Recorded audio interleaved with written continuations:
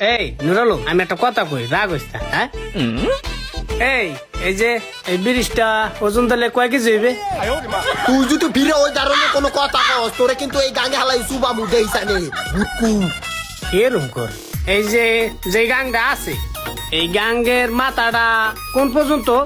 আরে বলো এই গাঙ্গের মাথা হলো ভারতের ফারাক্কা বানে, ওইটাই শেষ মাথা। ও কি পাগল হয়ে গেছি? এই গাঙ্গের মাথা দেওয়ার না নেই ঘরের পিছিয়ে। আচ্ছা আমি আটটা কথা কই, এই যে পানি, এই পানি এই ইন্ডিয়া পর্যন্ত গেছে গা, মাছও তো গেছে গা না? হালার ঘরে হালায় কোন ধরনের প্রশ্ন জিগায়?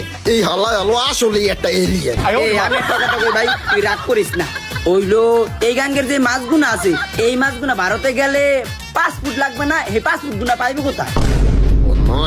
কেমন তোরা প্রশ্ন করে? এলিয়ান হালার ঘরে হালা গো মন দেখো দুইটারে এই নেই পুত্তা তুই মাটির মধ্যে।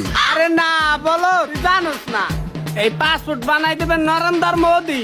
মাথা মুথা তো নষ্ট হয়ে যেতেছে, এখন যে কি করবো? এ ভাই, এই আমি একটা কথা কই, আচ্ছা পৃথিবীটা গোল না? তো গোল হইলে নিচে যে পানিগুনা আছে না, এই পানিগুনা পড়ে যায় নাকি নিগা?